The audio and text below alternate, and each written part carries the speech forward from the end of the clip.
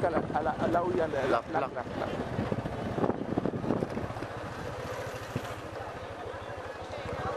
Jusqu'à la plaque là. Viens ici, la plaque. Voilà.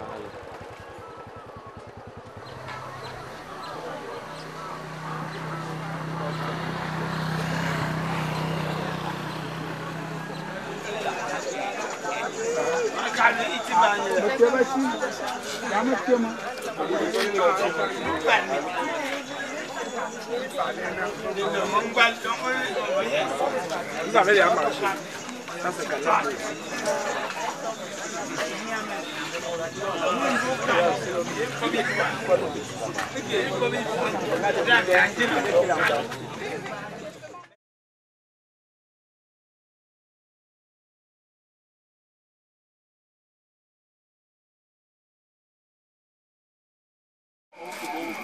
Permettez d'abord.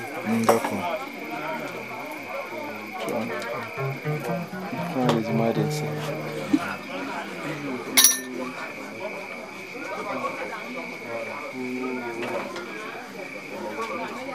Tout est où? Tout en pour. On a besoin d'une bière. Mais pas d'une bière, on a besoin de bière. La cigarette est déjà arrivée.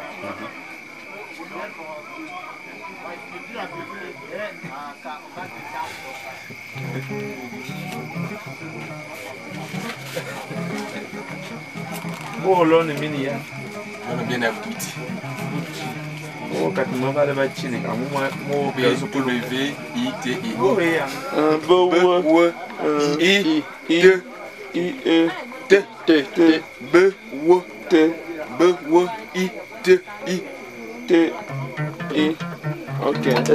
Ce mouvement est un mouvement religieux ancestral qui, n'est-ce pas, a été légué aux hommes vivant hors de la forêt par ceux de la forêt.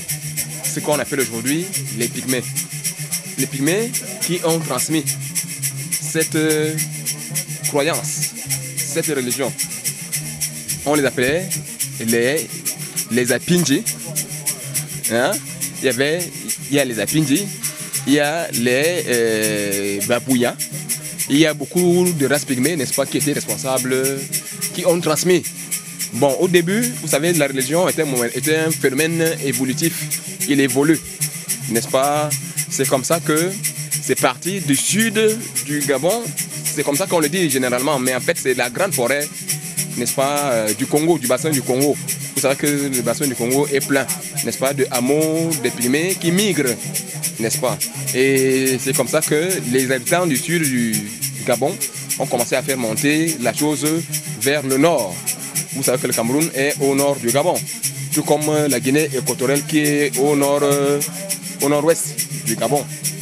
Et aussi un peu au Congo, Brazzaville, n'est-ce pas, qui est cette fois-ci au nord-est. Donc c'est un mouvement religieux, ancestral. Et quand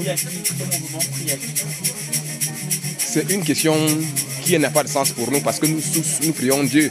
On sait qu'on prie Dieu. Sauf que chacun a le nom qu'il donne à son Dieu, n'est-ce pas? Chez nous, nous l'appelons Bouiti. On appelle Bouiti.